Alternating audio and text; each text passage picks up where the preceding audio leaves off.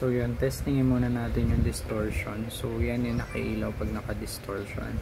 Tapos may maririnig din kayong background noise kasi hindi pa siya naka-line in. Yan.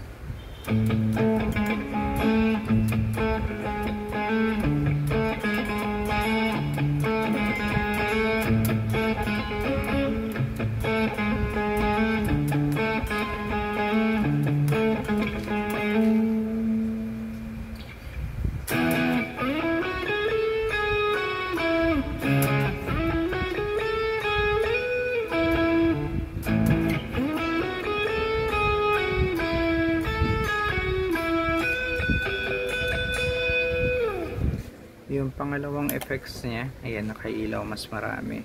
So ito yung may delay naman siya.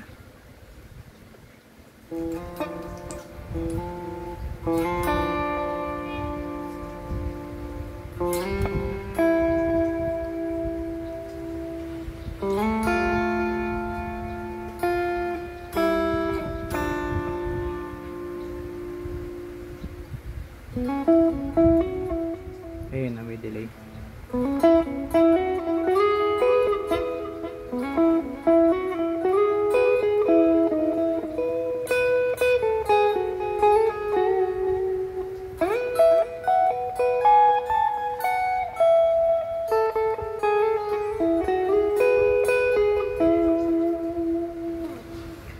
Tapos ito, tinanggal niya lang yung delay.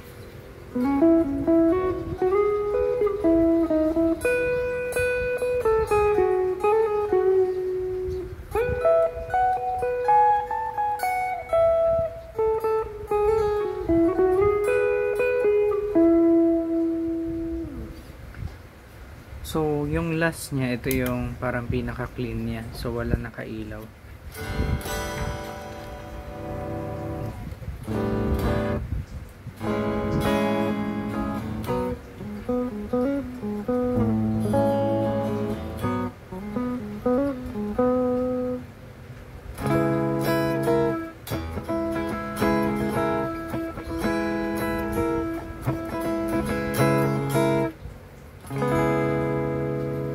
So, yun siya. Yun yung mga preset na nakalagay ko dito. Pero pwede pa tong i-edit pagka pwede naman mag-YouTube.